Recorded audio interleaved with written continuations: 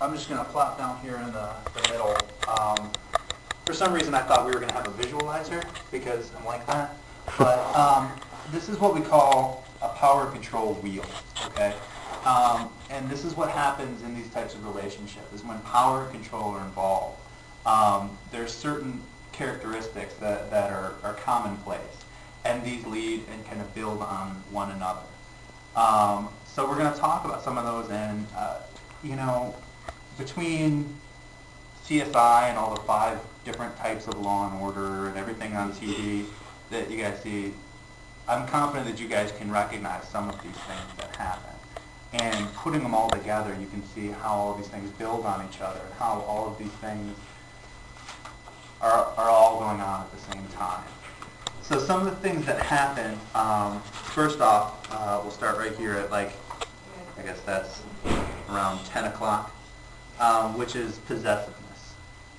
Within these relationships, there's a lot of possessiveness, where one person has ownership over another person, one person has ownership over all of the materials and everything that has to go on within these relationships. Another thing that happens is minimization and blame.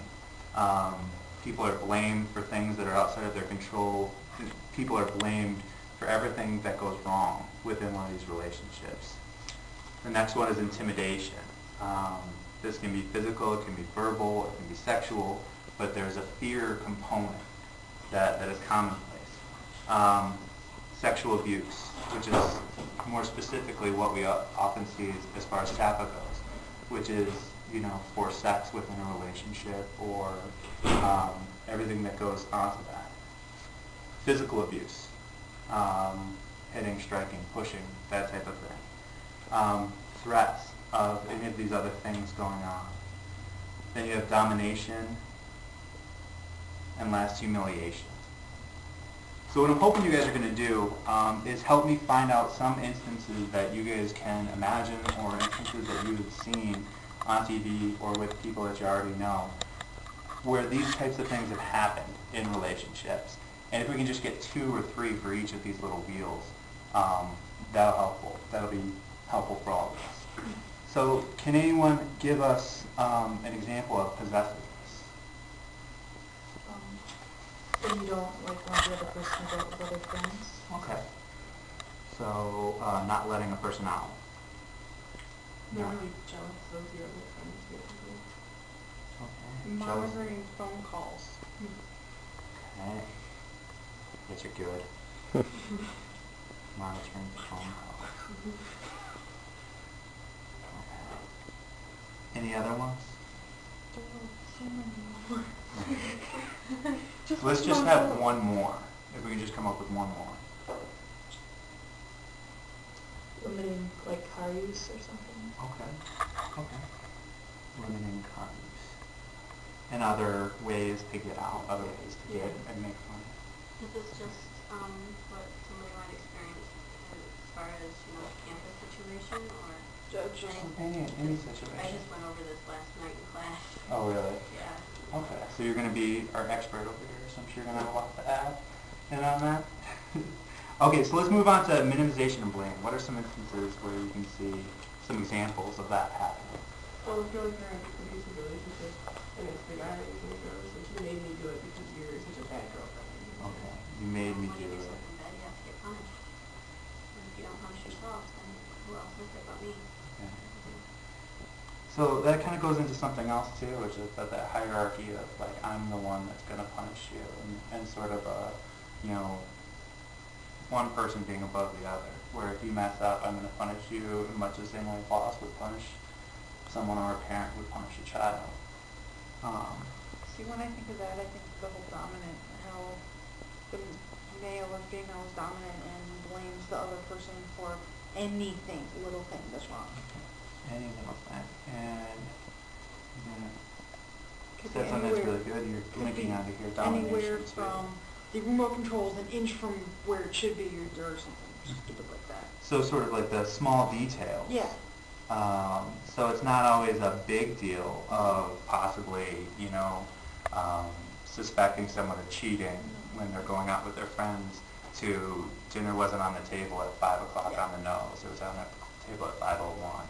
or, you know, like you said, the remote, it's an inch away from where I want it. Okay, and that gets into one of the other spokes of the wheel, which is the domination spoke. Okay, how about one more for minimization of blame? Just telling them that you don't want to go out tonight. You don't look good. Why would you want to go out? Just stay here with me. Okay. So it's belittling the other Okay. person. Yeah, Making belittling them and making them feel like, Making them feel bad, that their self-esteem, lowers their self-esteem. which again, it's kind of linking with something else here, one of the other spokes, which is humiliation. Which is, I'm just going to put that down there too. But we're starting to see that a lot of these things link, and a lot of these things lead to other feelings. Let's move on to intimidation. What are some examples of that? If you do this, I'll leave you. Okay. Or no one will ever love you as much as I do.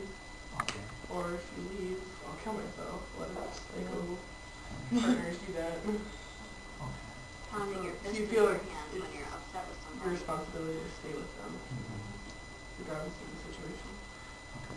And what you guys are also talking about is you're also talking about threats, Mhm.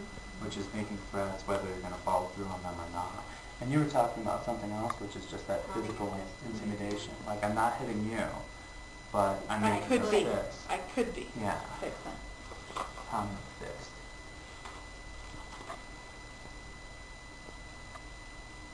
And for threats, I'm just writing down kill self, leave you. If they know something about you that you don't want anybody else to know, they could blackmail you. Okay, so blackmail. Particularly, you know, I'll tell your mother what to do at night. I'll tell your dad X number of things that you've done. You sound like you had something to say also. A lot of the threats and stuff will actually merge into physical. I will admit this, I am a victim of physical and sexual abuse, and I am a victim of rape. So, yeah, I know I had to go through training after all that at 12 years old. So you know firsthand a lot of these things will lead to it, and some of the threats actually manifest themselves. And the boyfriend that physically, he had a baseball bat that he put by his bed. And once I realized what the heck was going on in my head, I was like, I'm out of this situation. But actually, before I got out, he put me in the hospital, broke my arm, broke 2 of my ribs, and gave me a concussion on the head with a baseball bat. Because I decided that I wanted to go out with my friends that night instead of staying watching movies with him. So what maybe started off as just a prop out of that actually was used.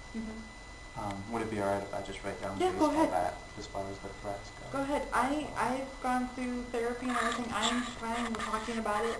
And at my high school, I came out and said, I was a victim of this. Here's what you can do to please stop it. So, It's very, very good. Thank you for that. no problem.